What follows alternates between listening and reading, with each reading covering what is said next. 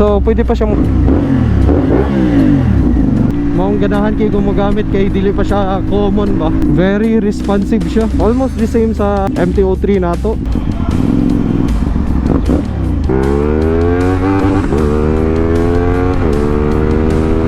Pati sila no, na-amaze.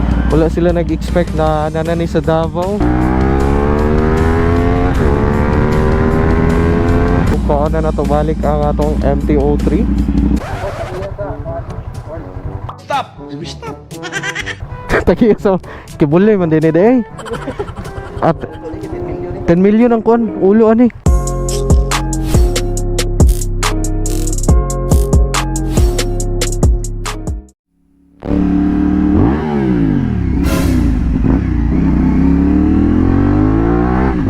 So hi guys, karon is a very sad day kay iuli na nato si 450 SR sa atong subscriber na si Boss Jetro.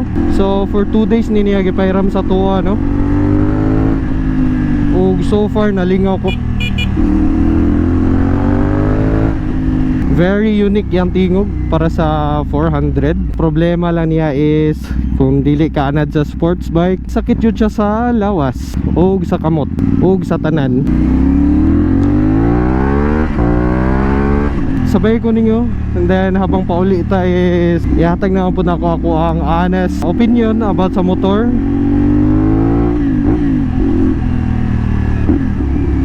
Ang first na nabantay na ko sa motor no, is very smooth siya. Maski pa kusog na yung mundagan, dili ni mo mabantayan na kusog na dyan. Press ato, wala kayo na ako nabantayan na 60 na data. Gahapon, gigamit ako siya og straight whole day. Then grabe ang mga reaction sa tao, makatanaw dyan sila. Sa gas consumption niya is almost the same lang siya sa MT-03 no, around 21 km per liter. Depende lang gyapon na siya sa inyong riding style. So pwede pa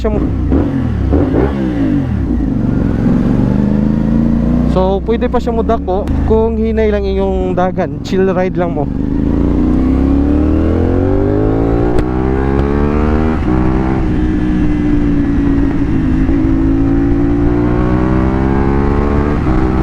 Karon magpa-gas pod ta. So yun, sige pahiram ra pod ni sa tuwa no. Ako maingon siya ang throttle is very responsive siya. Almost the same sa MT-03 nato. Responsive po siya. Maong wala kay ko na feel na difference siya. Wala siya delay siya ang throttle. Kung i-compare nato sa MT-03, sa MT-03 lang siya nato ma-compare no. Kay mao pa man pugod ato ang nagamit. Except ato mga big bikes na dyan, mga 600cc, 900cc.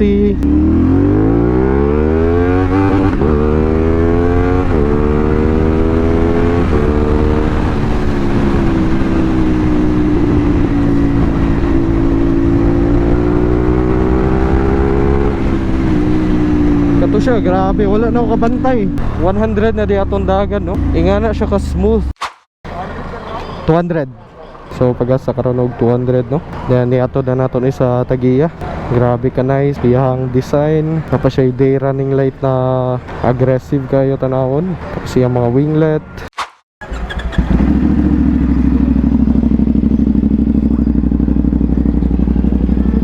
Ang lawas ada yung nani nila no? Oh, Katong luna ng gawas dili may nani nga design. katong 300. Oo. Oh, pangit og tingog. Kani karon gamay pa inaingani dire. Gani. Ay, kuba pa kay 450. Lagi. Di na naman. Tapos iyang tingog pud ba murag ka ng mga big bike jud. Wapo na sa design ba? Wala na nagpipisa pa na ako. Lagi. Nasa ko. Lamat.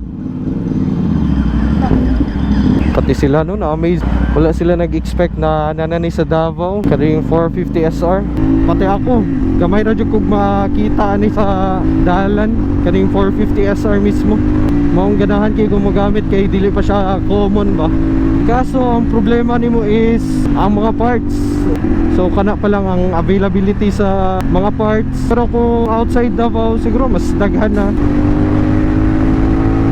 Ang kanila pa din noon ako na discover sa motor. Dili kay magsakit ako likod pag isagad na ko ako paglingkod sa seat jud niya mismo. Dili nang duol sa tangke. Mas comfortable siya drivean. Pero mao lagi kung dili ka anad og sports bike, pareha sa kuha naanad man ko og naked bike. Maong magsakit jud ako ang kamot, dire banda sa wrist, ang likod. Grabe to gahapon, whole day na ako gigamit, nagka stiff neck ko. Pero pagka maanad na pagka, dili na po jud ni siya problema jud.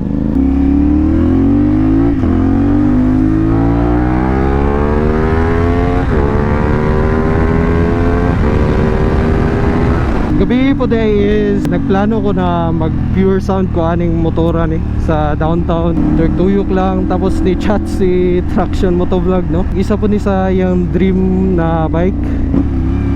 Siguro gibaligya to ni ang MT-03 is module ni ang i-upgrade po. So nagsabay mi. Then sabay mi og tuyok. And then hanap ko gitry na big bike katong Triumph Tiger Sport na 660. Which is inline 3 siya. Same siya sa kuan MT-09. Grabe ka gwapog tingog. Right turn on green. Daga na kay nadakpan dire ba sa puan. Kay mo right turn sila maski pag red.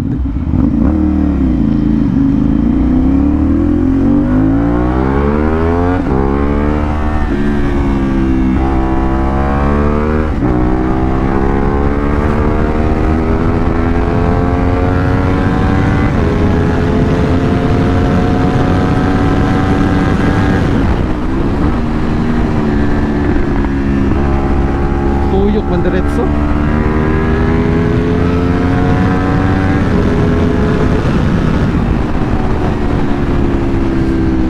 Kato grabe ka smooth lang gyapon niyang dagan ba. Dili nimo siya ma-feel na 60. Dili siya vibrate. Nice kayo for a China manufactured bike. Ang ako yung issues lang po dayani is grabe ka init niya no. Pagka traffic mo gawa siya diri sa kuang hita banda.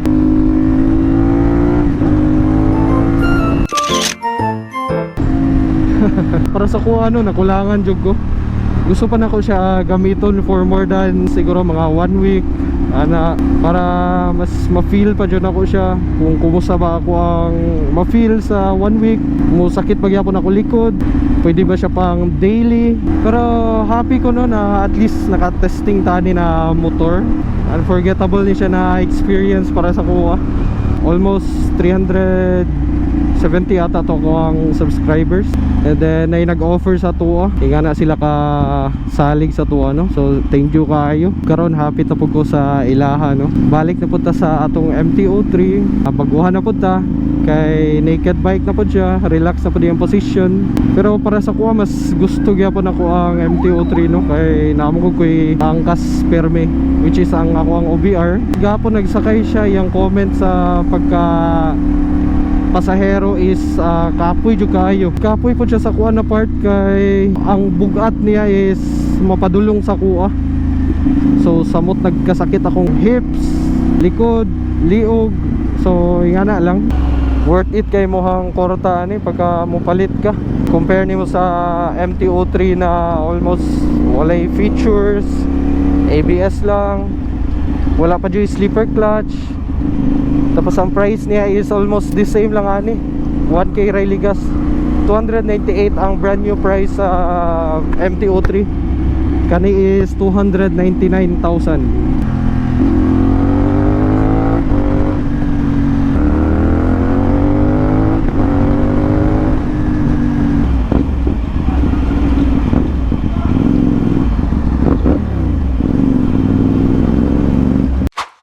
Na nato diri sa ilang balay no o kaan na nato balik ang atong MT-03. Boso, review mo. Pero dili loaded ang motor, loaded ang driver. Driver loaded. Ako tagiya ka. Stop! Stop! Tagiya so kibuli man din eh. At 10 million ang kuan ulo ani. Maski asa maabot ang tabi ana. Dikit na dito ang kuan no sa tumbler. Okay kayo. Kanili, kung ano yung taon na. Passenger prince. Ah, passenger prince. Lahi po tong passenger princess. Magkatakanta o kuan. Ayaw. Panginong na to, disgrasya ani. Raider po ko to, disgrasya ko. Nakakuan ko bato ba? Gamay siguro kay mo ligid. Dako tong ligid di. Bay konsep ko tong raider na ko. Ah, Nang tambutso. okay namon koy uban ang mga raider. Papayatay og ligid ba?